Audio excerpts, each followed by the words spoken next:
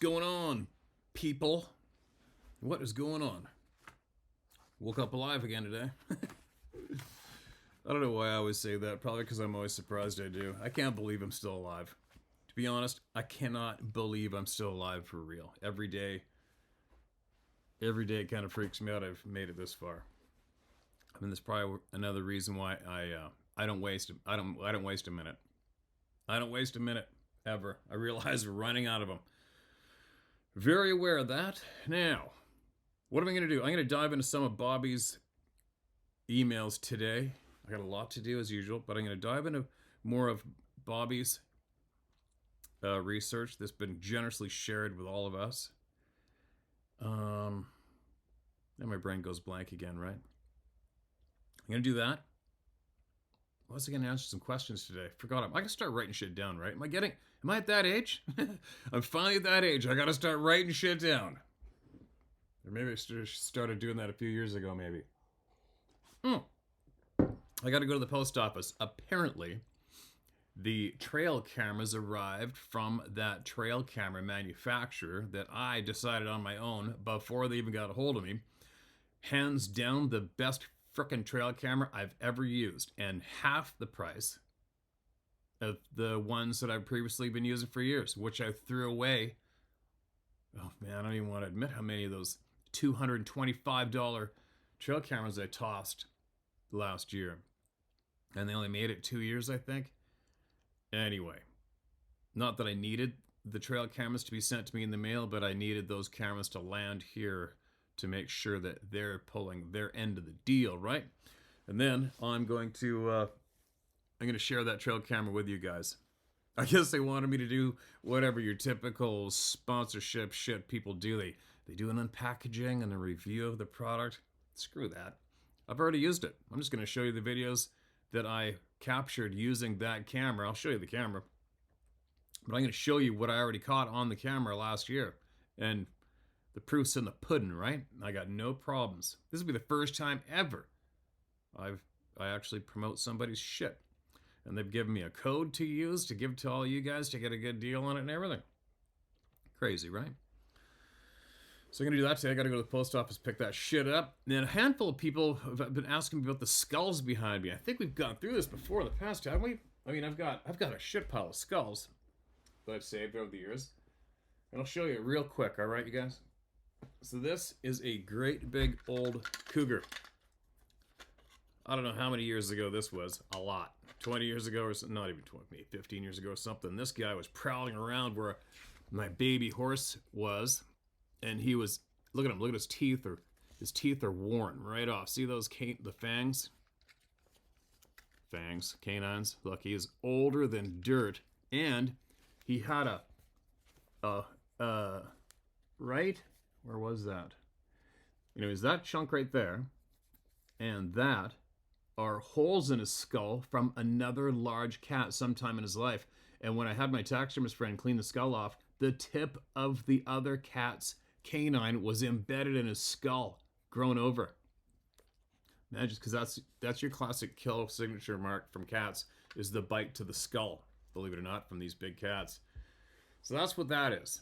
And I called him in and dusted him before he dusted my horses years ago. And this right here is a very, very large grizzly bear skull. This is the grizzly bear, the skull from the bear that I have mounted out in the shop. All right.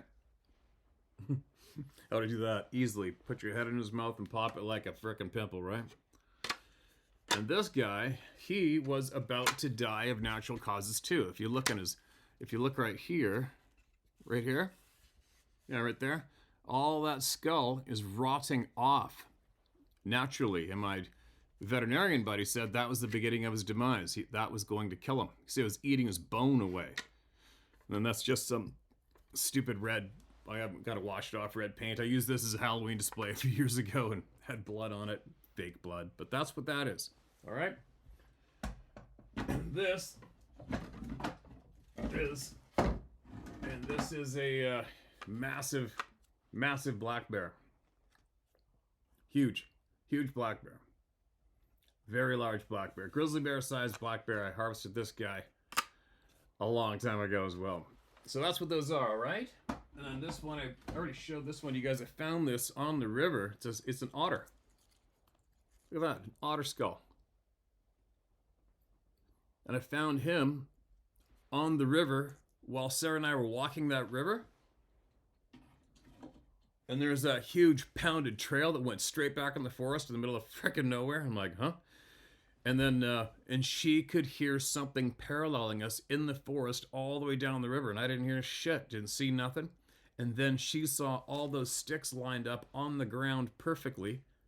And then she looked back again, gone. Right beside her on the ground. It was an odd day, but that was the day that I found that otter skull. A few of his rib bones and everything in the riverbed. Very odd, right? I think I'll take you guys there. The river's racing and flooding right now, but I think I will. Maybe I'll strap on the GoPro and we'll go down the river. I'll just put the GoPro on me facing whatever. Maybe I'll, Scott Carpenter always tried to get me to put the camera on facing backwards. I'm like, what for? I already know what's running around the forest. I don't need to know they're following me as long as they leave me alone, right? He tried to talk me into doing it all the time. He goes, they're around you. I'm like, I know they're around me. Well, just try it. It works. I don't need to. But right here in the back 40, maybe I will do it just for the hell of it. Maybe once. And we'll go down there and see if that trail's there and show you the trail. And show you where Sarah saw those blatant sticks lined up all on the ground. And she literally turned around and she's like, what? I remember I turned around and she's all confused. She's like, what? I go, what? These sticks were right in the ground, right in front of me. They're gone. I'm like, you imagine my reaction. I'm like, what are you talking about? Weird, right? That was an odd day. I think we know what was going on. Now, dog owners. I'm a dog owner. And there's a whole bunch on dogs. Let's read this, all right? This is going to be interesting. It's interesting to me. This is titled More on Dog Killings, okay? Because that's been a question for me for quite some time. Why kill the dogs? A Boonville, Warwick County, Indiana fisherman by the name of Ralph Duff reported to police that his dog was torn to shreds in an encounter with a screaming hairy beast. Mrs. Duff said she heard terrifying howls late at night and saw a towering beast much larger than a bear running away. Duff believes the monster lives in one of the caves along the Ohio River. He decided to set out a number of bear traps, but apparently nothing came of it. No doubt.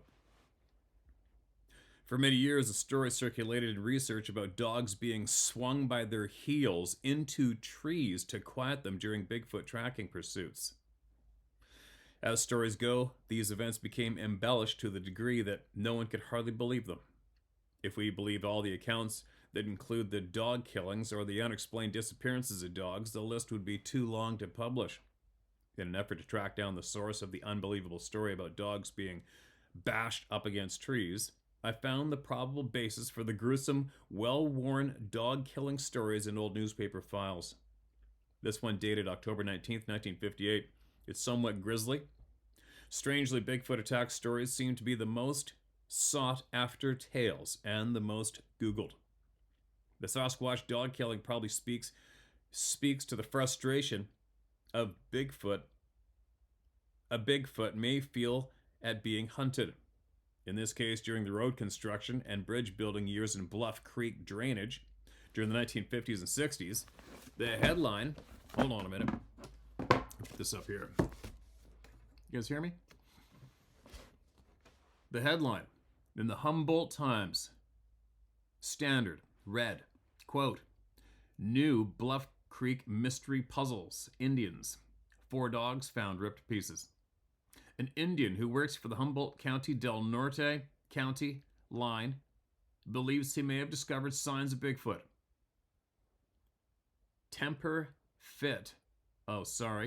He may have discovered signs of a Bigfoot temper fit. A Eureka man told the Humboldt Times yesterday. Harold C. Goodwin, 66, said Curtis Mitchell, an Indian who works for him, discovered the mutilated bodies of 4 dogs last Sunday evening. He told me they looked like they'd been ripped apart. Goodwin said at his home just off the Elk River Road, about 5 miles south of Eureka, the bodies were still warm. The Indian told Goodwin that all of the dogs had been torn apart, and one of them had apparently been slammed against a tree. No footprints were found, and Goodwin said the Indian didn't stick around to investigate, not after finding the dogs' bodies. Goodwin, a superintendent for Sharp Construction Company, has been working in the Bluff Creek area on a concrete bridge about 2 miles south of the county line for the past 4 weeks. A Humboldt County resident, Goodwin said he used to think the Bigfoot prints were just a joke, but now he's convinced there is some sort of human creature wandering through the Northern California wilderness. I think it's the straight goods, he added, an eerie note to the speculation about the Bigfoot. The fellow who owned those dogs might be laying up there someplace too. The construction worker said the discovery of the dead dogs changed the mind of many a skeptic working in the area. This, he said, is when all of us old-timers started to believe. Goodwin said he had sometimes been staying on the job over the weekends because it was such a long drive back to Eureka. I think I'll be coming home from now on, though, he added firmly. Back to Bobbie. I can't be sure this newspaper article was the genesis of the dog-killing stories, but the article was old enough to have fanned the flames of the rumor, even if it wasn't the source. In 2010, Mr. Dewey Hopp, formerly of Hat Creek, California, contacted me through the website. He was the driver-operator of an F-12 road grader during the road construction and bridge building era through Bluff Creek.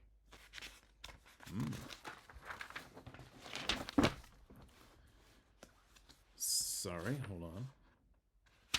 In the course of that exchange, which included a lengthy interview on what he knows about the famous Bluff Creek film, Ivan Marks, Bob Titmus, and Eric Bechtard, Mr. Hopp assured me that at least 2 of these dogs that were killed were very expensive, specialized bear hunting dogs belonging to Ivan Marks. Apparently, Hopp hunted bears on occasion with Curtis Mitchell and Ivan Marks of Bernie, California, and Bob Titmus, who lived in Weaverville at the time, and several other men in that region for black bear, like Ernie Almeida of Hoopa. There was a silent bounty on bears by construction and the logging industry, Hopp said, back in the 50s. The Six River Park region was thick with bears. Big ones. It caused quite a bit of problem for the loggers, bridge construction crews, and road cutters, Hopp said. I shot him. Titmus skinned him. We made a pretty good $1 a bear that way and split it. That was a lot of money in those days. Weird. I've never in my life heard... I'm imagining that was black bears. If it was grizzlies, could have been grizzlies. Because black bears don't normally... Just wiping my dirty, grimy glasses off here. Black bears don't harass construction workers. I mean, the odd people have been whacked. There's, I think, a couple of people in construction were whacked up north over the years by a black bear, but not in a condensed area consistent enough to put a bounty on bears. Weird, right? Unless it was, I don't know, grizzlies? Who knows? That's very odd to me to hear that. Later on, they were joined by another hunter who had just acquired some expensive bear dogs from Walt Disney's animal trainer, Ivan Marks. That bear hunter's name was Larry McGowan. McGowan acquired Bob Gimlin's .30-06 Bluff Creek rifle through Ivan Marks, and the story behind that exchange is another book. Dewey Hopp got his job operating the road grader in 1967 with Sharp Construction by way of a solid recommendation from his bear hunting buddies, Bob Titmus and Ivan Marks. Some of Ivan Marks' trained animals sold in the 5-figure range. Huge money in the 50s and 60s. Holy shit. There are many stories of dogs cowering or whimpering at the feet of their owners when the scent of the Sasquatch was present, and nearly as many cases where expensive tracking dogs refused to go on scent by sitting down and having to be dragged back to their truck kennels. Reportedly, they were ferocious dogs that chased and treed bears during a hunt, or would take off after bears that venture onto the dog's territory. Some of these were Ivan Marks' specialty trained dogs. The stories I've received involving dogs are many, and a few end up with sad endings, like this next Coos County, New Hampshire report. the Homer story. Okay, hold on. Quick note for knowledge for you guys. Um, as soon as I hear about domestic dogs getting, quote, torn apart, my brain goes, wolves. But I would, before I can just call it a wolf, when there obviously was accompanied by screams and footprints and whole 9 yards, and a dog slammed on a tree. All right, that's not a wolf. But side note, when even with cougar hounds, or with guys with hounds, numerous hounds, when they come across wolves, they're all getting killed, and they shred the shit out of them. I've been in on what wolves do to canines, other canines. It's not pretty. It is not pretty. And another quick, what the hell, I'm going to give you guys this heads up, just in case some of you live near wolves, okay? I had a guy near Pemberton, family, got a hold of me. Their lifelong family pet, German Shepherd, was literally gang piled and shredded and taken away from their back porch of their house. They heard it. Asked me to go investigate. I was after these bad wolves at the time. And I found the dog, what was left of the dog, and all there was its head, length of the neck and spinal column coming from the head, and its collar was still stuck there. And I told him, and he goes, "Where is it?" And I'm like, "You don't want to see it. Just tell me where it is." Anyways, just so you know, I cautioned him on getting another dog, because if a wolf even eats a golf ball size of meat, that much meat, once, right there beside that stump, going down the trail, when they come through every 2-3 weeks, even 4 weeks, that one wolf that found that golf ball size piece of meat will always check that stump for the rest of its life as they travel through again. That being said, if you lose a pet in your backyard, anywhere on your property, you lose a pet to wolves, and if you don't kill that wolf or those wolves, and the next time you get a pet, they're going to kill it. Period. And it's not going to be pretty. So what happens? And I cautioned him on this. And what happened? They ordered up another expensive puppy from online, left it on the back porch, and the very first night they left that puppy on the back porch, the kids and them had to hear the wolves shredding it in the backyard. Quick note came to mind. Thought I'd share that with you guys, just so you know. Now, the Homer story. I love this thought-provoking account. It boggled my mind, and at the same time, it creeped me out. See what you think about the Homer story. Margaret Maggie Sheldson contacted me in 2002 with an interesting story. Mrs. Sheldson supplemented her income by baking for a big city baker. This day, she was preparing orders for the coming holiday. She paused in the kitchen to feed Homer, her friendly 4-year-old yellow lab mix. She routinely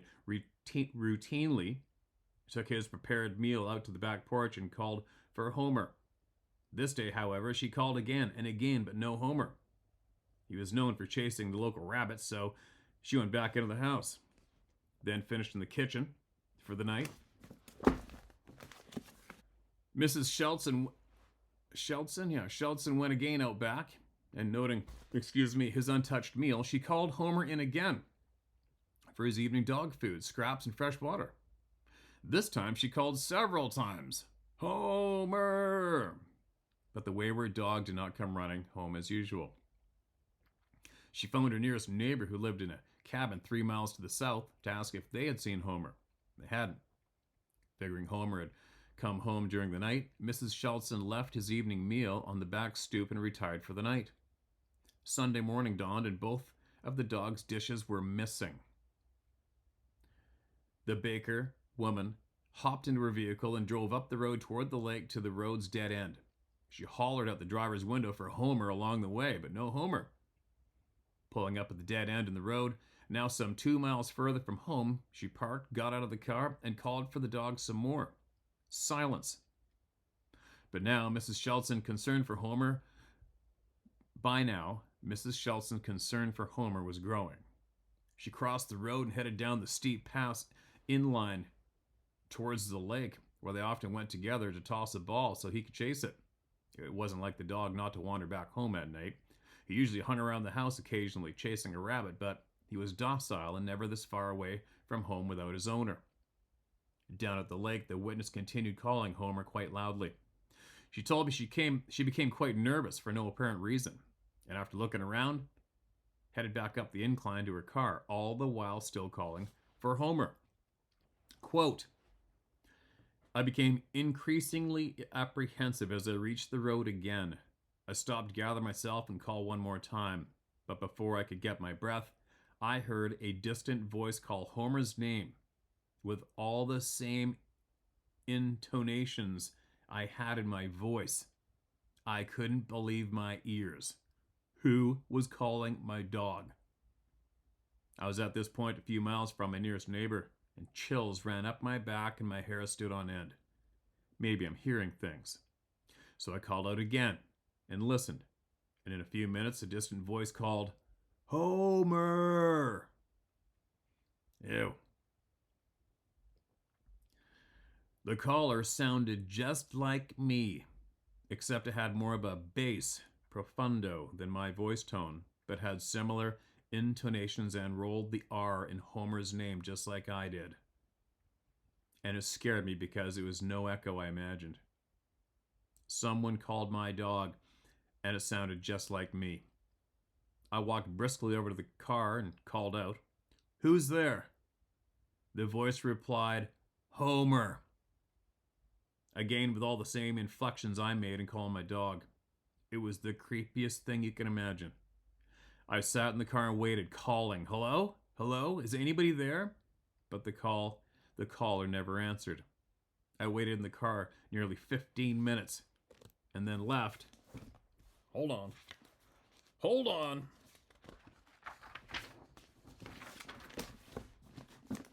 This is creepier than shit, isn't it? And then left my way down the road, randomly calling for Homer out the driver's window. And that was 3 months ago. And Homer never came home. I don't know what it is in the woods around here, but in the days that followed, I continued to put out Homer's dog dishes, dry food mixed with table scraps and water, and each time I hoped he would return home. The dishes were always gone, and I never found those either. Yesterday, I nailed down an aluminum pie plate to the porch and put the usual dog food and scraps, but minus the water. This morning, the food was gone and the aluminum pie plate tore off and scattered in pieces in the backyard. Those people I've told say I have a bear around here, but do bears mimic me calling for Homer? Others think it might be a raccoon, but can a raccoon speak? Whoa. No thanks. And how frustrating would that be? You know what I would have done right away with those plates missing? I would have got a sheet of plywood and put spikes up through that plywood, at least 3 inches all over the frickin' place. That's what I would have been doing. I'd be like, you got my dog? I'm gonna get you. Tossing a dog. According to local Colorado law enforcement in the San Luis Valley, during the last week of December 1993 and the first half of January 94, there were 7 sightings of Bigfoot recorded with a 7 square mile area of the northernmost New Mexico and a portion of the San Luis Valley in Colorado. These encounters included truckers spotting and reporting a large hairy creature seen near the highway, a sighting of an extremely rare white Bigfoot, another sighting of a Sasquatch that appeared to be stalking a herd of elk, and lastly an encounter of a large 2-footed creature that ran right by a ranch house and allegedly tossed a dog over a 6-foot fence. The next situation was probably the worst report that ever came my way, and I quite frankly wish it hadn't. In this 1999 situation, a woman asking for anonymity provided evidence that she and her oldest son discovered the family dog with a tree branch staked through its midsection. It was skewered so high up off the ground that the son required a ladder to get the pit bull's body down for burial. They lived so remote that this only logic they came up with was that it was the work of an angry Bigfoot. What else does that? Whoever did this heinous deed, the perpetrator actually impaled the dog on a dead branch. I saw the photo. The dog was at least 12 feet off the ground and, again, as many feet high as she was tall. This is not the behavior of a passive Sasquatch. The mental image made me shiver. Why skewer a dog that high up in a tree if not to leave a sign with some degree of drama along with it?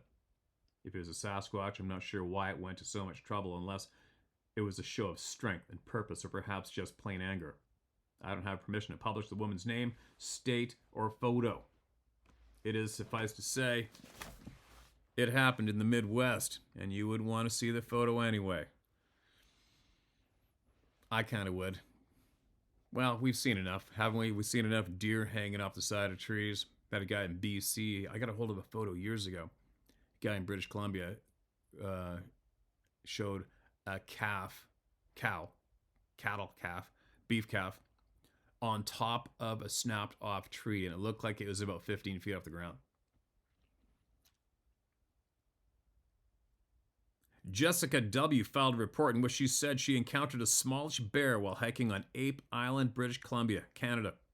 Suddenly the bear reared up and looking behind itself, ran off like it had been shot out of a cannon. At the same time, she noticed what had to be an 8 to 9 foot Sasquatch watching her. She estimated its weight at 800 pounds. Frightened over her wildlife encounter, Jessica stopped 2 trail walkers passing by and asked to walk back with them. The 2 men figured the Sasquatch was what scared off the little bear. They hurriedly left the area and reported the encounter. Rob Janis. In 2007, there was another case reported of a dark-colored humanoid in the Enchanted Forest near Tofino, on the northwest side of Vancouver Island, in British Columbia. The informant noted that when it was upright, it looked human, but when it crouched down, it resembles a big black dog. Enchanted Forest near Tofino. I haven't heard of that forest, but not too many of us go near Tofino anyway. That's where all the, I'll bite my lip. A gruesome find, a dead cat. A Beaufort County, South Carolina woman reported a cat was killed one morning. It was found hanging from the clothesline, the line twisted tightly around its neck twice. What? The investigator said the plastic-coated line was strung between the main house and the garage, approximately 6 feet off the ground, over a grass-lined yard where quilting fabrics were hung out to dry. There's no way that cat got up there by itself. The family said there were occasions when they saw a hairy man crossing the property, but thought he was a vagrant living off somewhere in a cave. There's another one. Wild man calls cabin owner. Wayne County, Pennsylvania. We thought we should tell someone about the unusual occurrences on our cabin property in the Poconos, north of Howley. I've been in the Poconos. We inherited the property from my husband's parents when they passed within weeks of each other. They had told us about a wild man my father-in-law called Pocono Buck. But we hardly believed any of it until we took possession of the cabin and stayed there for ourselves in 2006.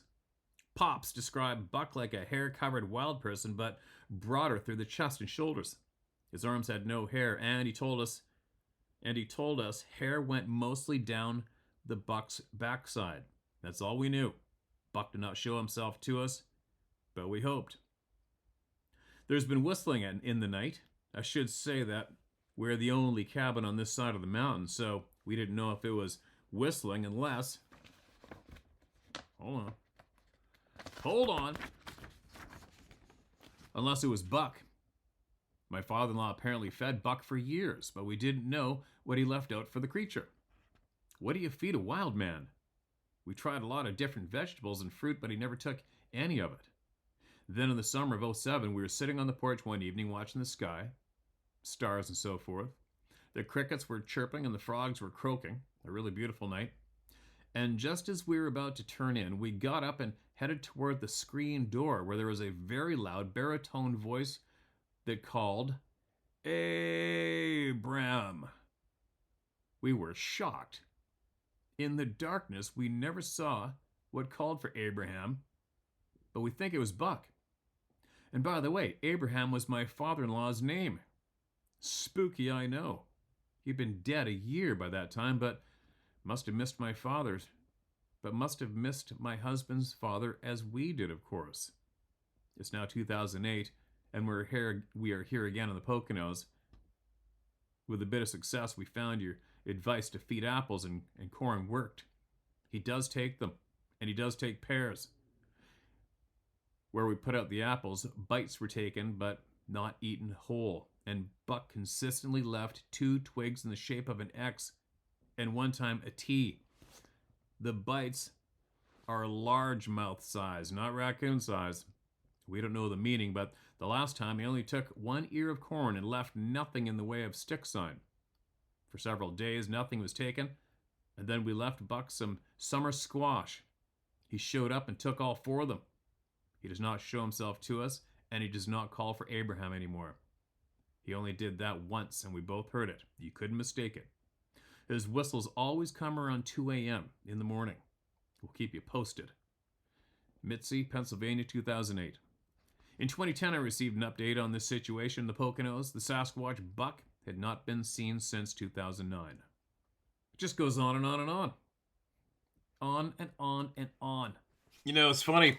Well, it's not funny. It's not funny to me, but when you get a handful of people, and I'm sure there's a bunch you still hear that'll get upset with me if I go off on other topics, which piss me off. But like I've said from the very beginning, once you are slapped in the face with this truth, if your brain's firing properly, you should be getting quite pissed off, because what else have we been lied to about?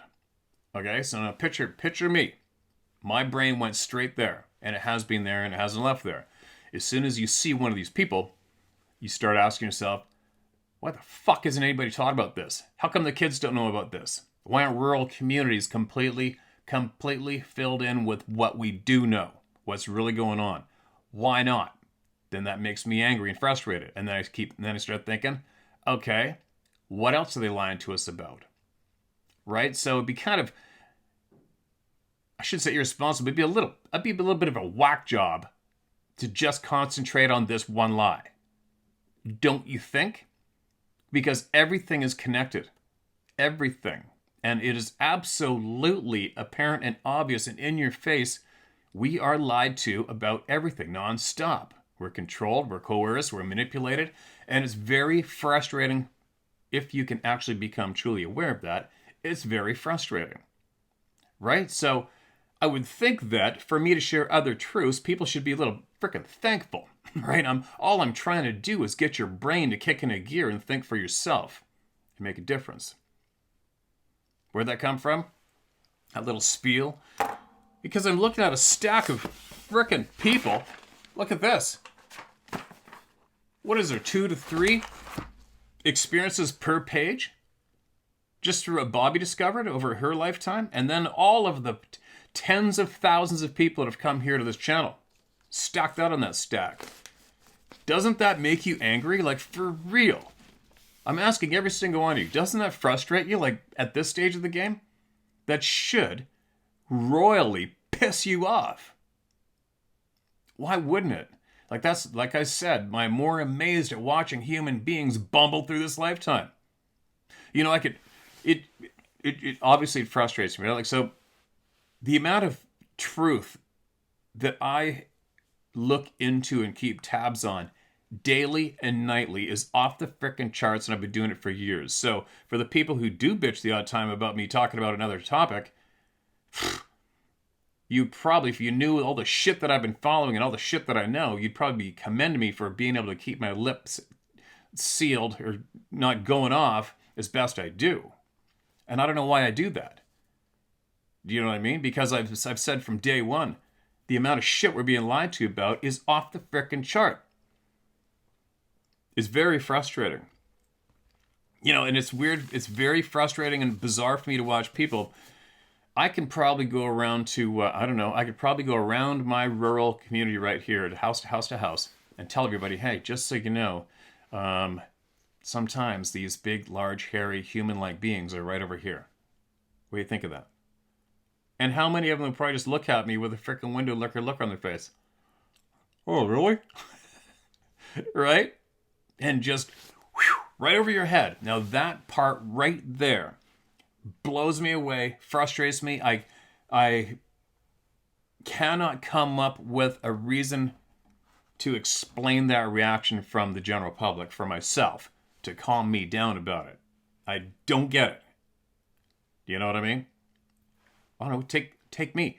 You can Google my name up on you Google my name on the internet, come up with pages of shit on me. Nothing bad. But the pages of shit you're gonna come up with are gonna give me cred, street cred when it comes to what's going on in the woods.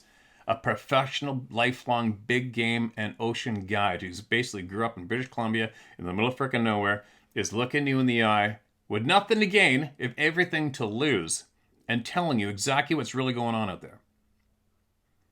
Oh yeah? Oh, that's pretty crazy. Anyway, did you watch that football game the other day? Right? Holy shit. It's so bizarre. Alright, I'll stop myself from ranting. Alright, but just so you know, that thought and frustration is with me daily. Every single frickin' day, I have that frustration, and I try to put it to bed and try to make sense of it for myself.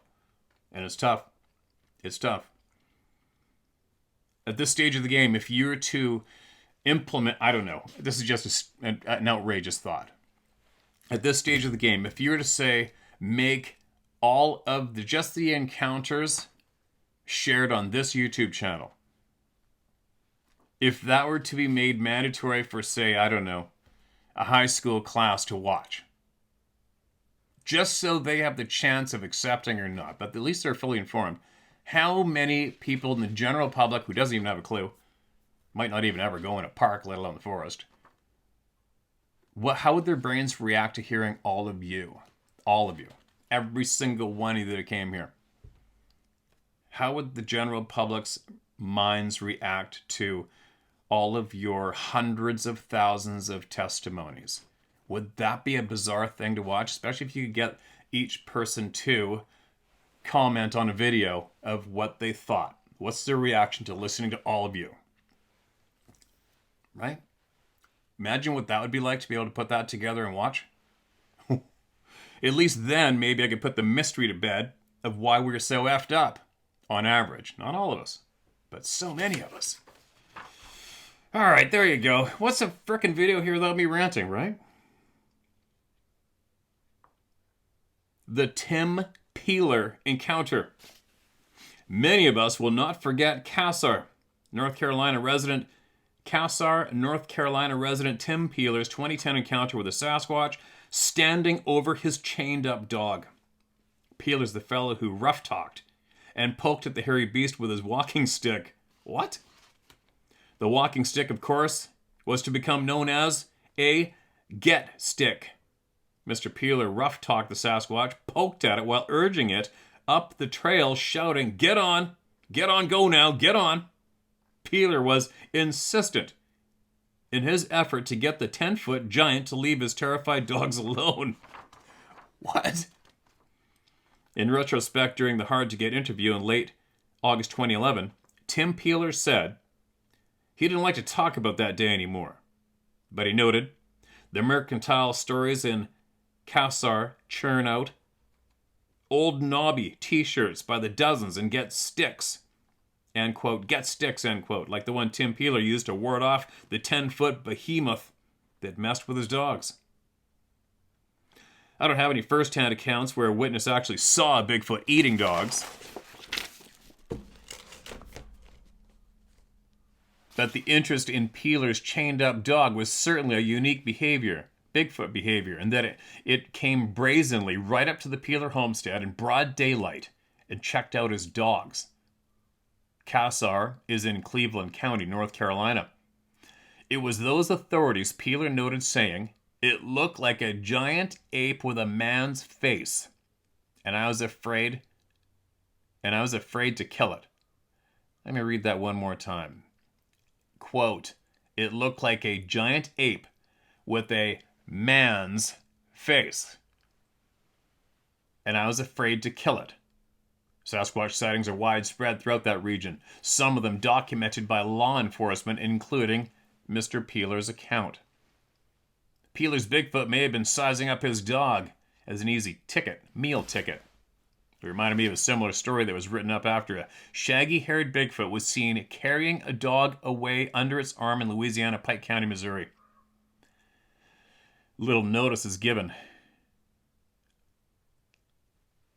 Pike County, Missouri. Little notice is given, Missouri. But that state has a very long history of hair-covered giants, some of them brazen and unafraid of the local citizenry. It is said that the eastern Bigfoot, in particular, the Missouri Momo, is less intimidated by humans and often makes no effort to conceal itself. The description of the Momo is generally the same as those seen in the Pacific Northwest.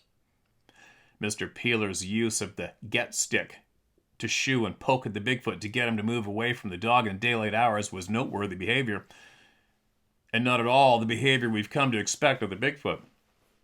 And he's lucky he didn't get that stick rammed up his ass, right? It's been long held by research that the hair giants generally move about after dark and sleep part of the daylight hours. This is no longer the case. It occurred to me some years ago that the Sasquatch probably rest or sleep when they feel they need, night or day. Reports of the Sasquatch being active during the daylight hours are many, but there are just as many case testimonials of them moving about in the dark of night.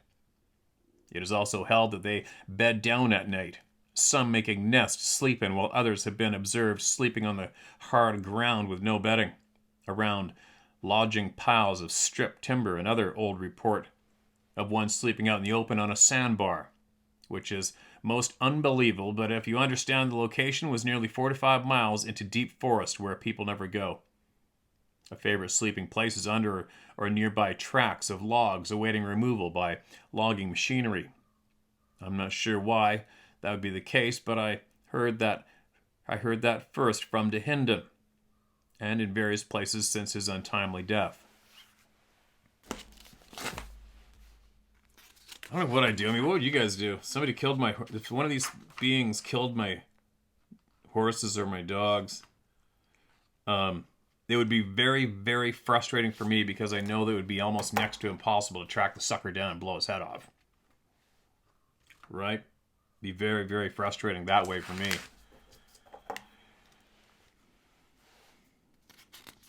So far, so good at my place. But what do you do? There is so many. She has so many pages and pages of dogs and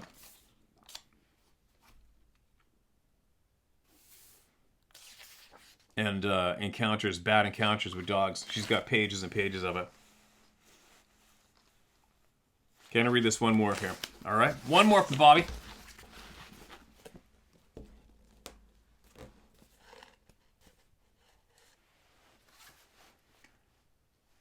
Hold on a minute. Maybe I'll read the one before. This could be frickin' interesting too, I think. All right. Gesturing, arguing, question marks. Title these paragraphs. Outdoorsman hunter Peter Ray Williams reported that he was traveling northbound on Colorado 96 past Westmore en route to Florence when he blew a rear right tire. He pulled over to change the tire just a few yards short of the right east turn to CR-389. It was about 7:50 p.m. in the evening. Williams stated that as he was putting on the spare and dumping the blown tire in the bed of the truck, something caught his attention up the road to his right. I looked up and was shocked to see two Bigfoot-looking creatures crossing the road from east to west in about 3 to 4 steps and disappear into an open field in setting sun on the other side. He swears he heard them talking in a frantic kind of nattering.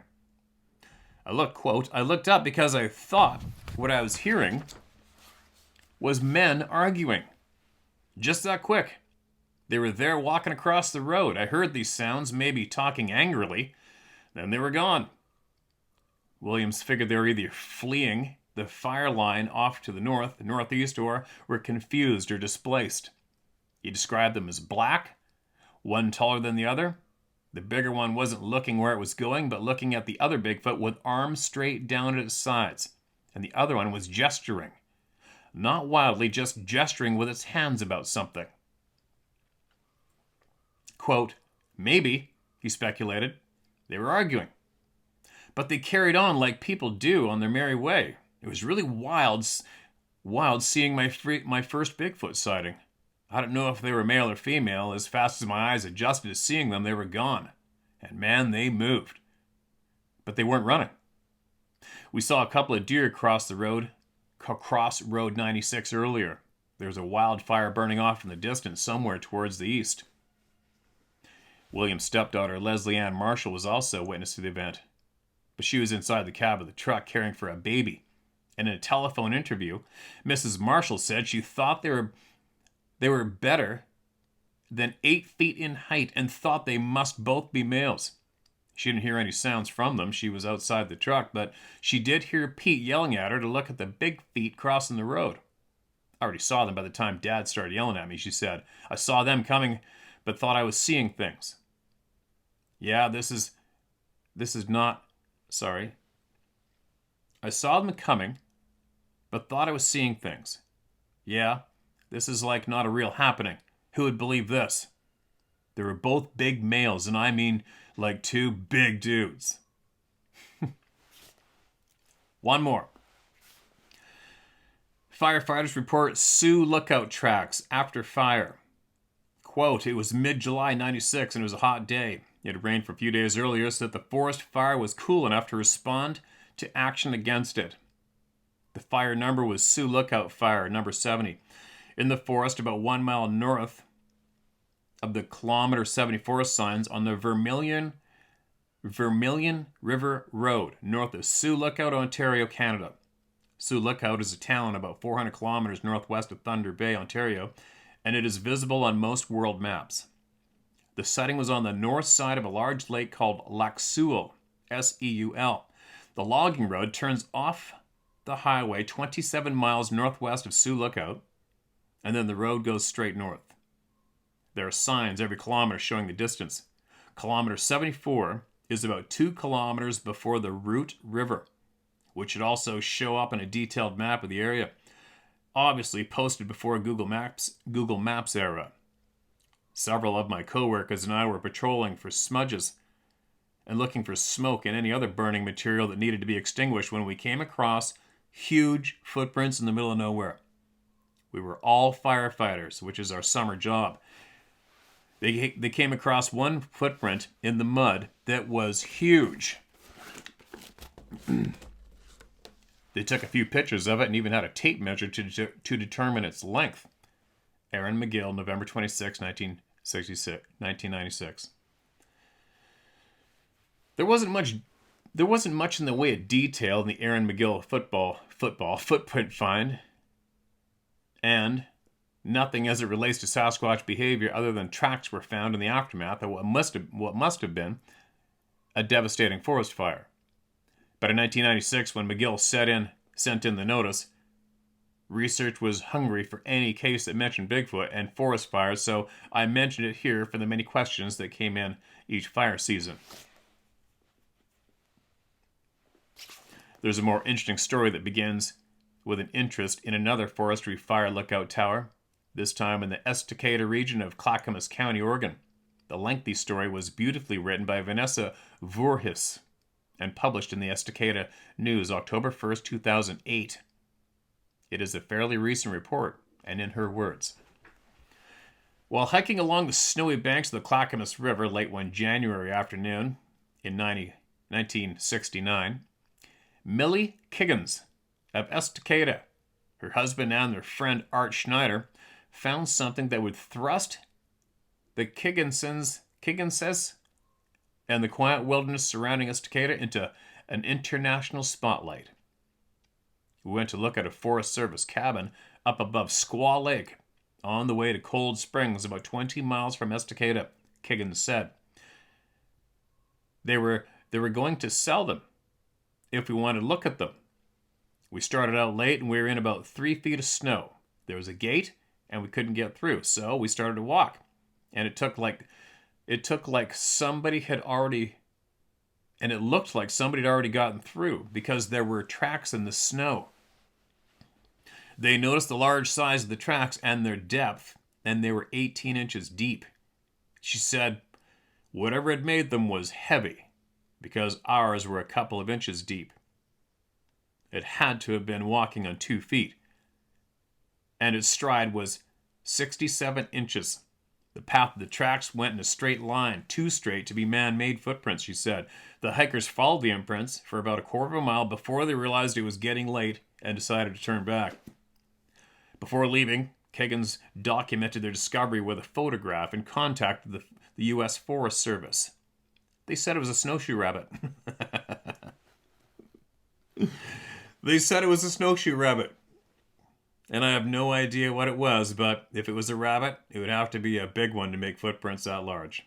I told them if it was a snowshoe rabbit, they had better look out because it's big enough to eat them, she said. No doubt. What a bunch of douchebags. Working for the government. How embarrassing. Back at home on their farm on the outskirts of Estacada, the Kigginses began to experience a series of Bigfoot-like phenomena. He was around here for a year, she said. We found footprints all over the farm. Once they led to a 5-foot fence and continued on the other side uninterrupted, as if he stepped right over it. Sometimes we'd smell him. It smelled like a bad nursing home. What? A bad nursing home. Would that mean the people are dead in there? Ugh. We heard loud screams and grunts, all at once, lasting 10 or 15 seconds. It could be heard miles away. The hair on the back of your neck would stand up, and it spooked the cattle. A U.S. Forest Service employee, not wishing to be identified, said she's never taken a single Bigfoot report in the 12 years she's worked at the desk of the Clackamas River Ranger District Office in Estacada. Quote, "We don't have a book or a piece of paper that states sightings at all," she said, and she refused comment further for fear she would get in trouble again. True perhaps, but a strange remark by the forestry official. Deny, deny. Right, Bobbie? Deny, deny, deny. Pricks. Scumbags. Cowards. Douchebags. I'm not sorry for saying that. Somebody's got to say it, right? Anyway, I'm done for today of relaying and sharing people's truth on here for today, all right? But I'm going to share something else that's important to me and should be important to a lot of you. I don't know if you follow my social media. I've never tried to promote it, as usual, right?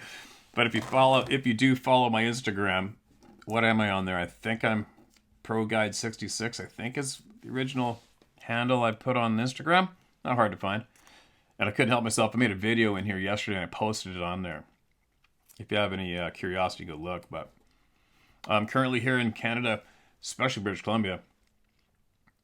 I'm pretty sure coast to coast, meaning across Canada, we have hundreds of people literally living in campers at highway rest stops. They're full, like a trailer park. There's people living under bridges here. You know the story behind all the children that we find here easily, that we feed. And I was forwarded some information over the list of all the money that our corrupt government has fired out of Canada. It's something like $20 billion a year. And I think a couple billion went to Iraq. The list is incredible. I put it on that video. A couple of $1 million. No. Yeah, a shitload of millions they gave to the Clinton Foundation. Anyway, what I'm getting at is I think it should be time.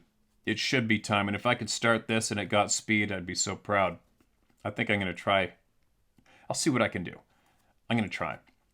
But what we as Canadians need to do, we have a 20% tax increase on fuel April 1st because, you know, it's the carbon tax. It's our country's being destroyed to the point I was looking. This is how bad it's getting. I was actually looking into what it's going to take to become an American citizen last night. I did that for a while.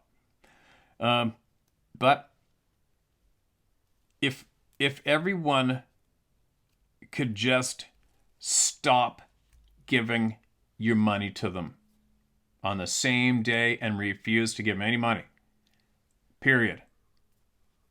Demand complete audits, look for the corruption, and have them either thrown in jail or absolutely replaced across the board. That's what needs to happen. If you think this is annoying me bringing this up, you're the living dead. You are the living dead. A quality of life that should be present for every single citizen is nothing like what we have right now. Nothing. And back in the day when communities formed and we decided we're going to get a group of people and we were going to pay them. We're going to pay you to organize this and make sure that this gets done and that gets done in our community. We're going to hire you and we're going to pay you to do it. And all of a sudden, somehow that turned into that group of people controlling us with our money. And if we don't give them our money, they're going to come and get us. How did that transition happen?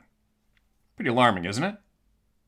So, what I would propose to Canada, probably even the rest of the collective West, at least all the countries included in the Commonwealth, you need to stop giving the criminals your money. It doesn't make sense. That's how dumb we are on average. Our quality of life is getting pummeled and pounded into the dirt. It's easy to prove. And we keep giving them our money. Have you ever been able to stop and pause for just a quick couple of minutes and think about that? And ask yourself why? What the F are you doing? Because it absolutely does not make sense. So, I don't know how. Maybe somebody out there is a little more motivated or smarter than I am. Has the means to get the word out and organize people. I mean, even if when they had the trucker protests, the truckers, there was hundreds of thousands of people across Canada protesting and pissed off at what was being done to us. If all those same people, just the people that protested and spread the word, just them, stop giving them the money. That's gonna make changes. Stop. Just stop. Right? I'm down. I'm done. I'm done. I'm down. I am absolutely down. And would support a shutdown of all funds going to the Canadian Federal Criminals Association. Shut her down. Stop giving them the money. Just stop. Don't be scared. You're going to be dead anyway. We're all dying. This lifetime's going to go by so fast. You don't want to be laying in your deathbed thinking, shit, why didn't I do something? Damn it. Right? Anyways, think about it. Talk amongst yourselves. Get fully informed. Maybe check out that video I put on my Instagram yesterday. And you'll understand why I'm taking this minute out to add this onto this video here today. We just got to stop giving it money. It's that simple. Done. You're done. You're done. You work for us, MFers. You're done. Right? How did so many people get conditioned to be scared of saying that or acting on it is absolutely mind-boggling. It's embarrassing. It should be. Shameful. I'm very, very frustrated. Obviously. Anyway, there we go. Another day of truth sharing. Trying to be a motivator.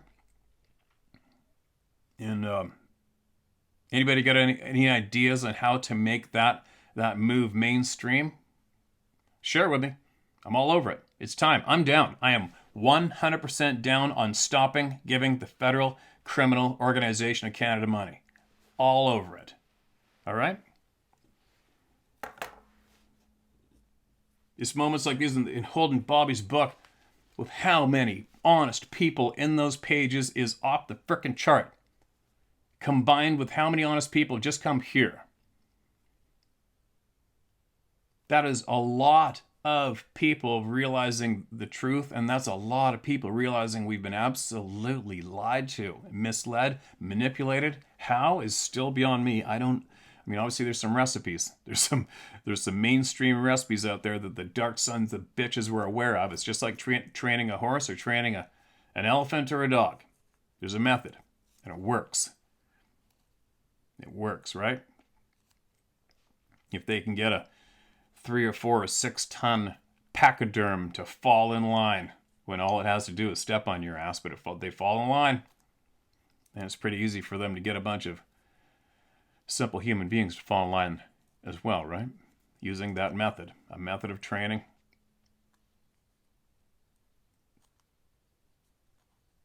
Anyway, there you go. That's my message for another second rant in this video. And I hope everybody has a great day. Please spread the truth, no matter how scary it might be for you. Be brave, stand up, think for yourself, all right?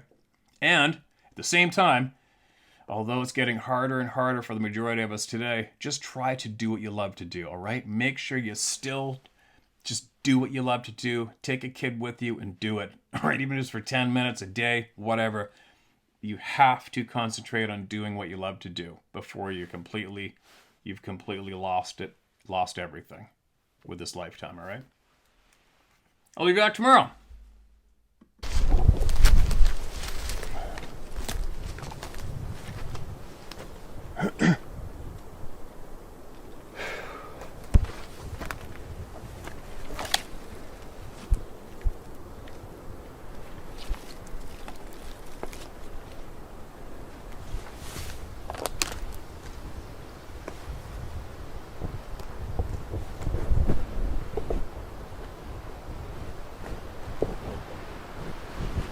Well, see if I can make a bit of a nest here for a little bit and share a few emails.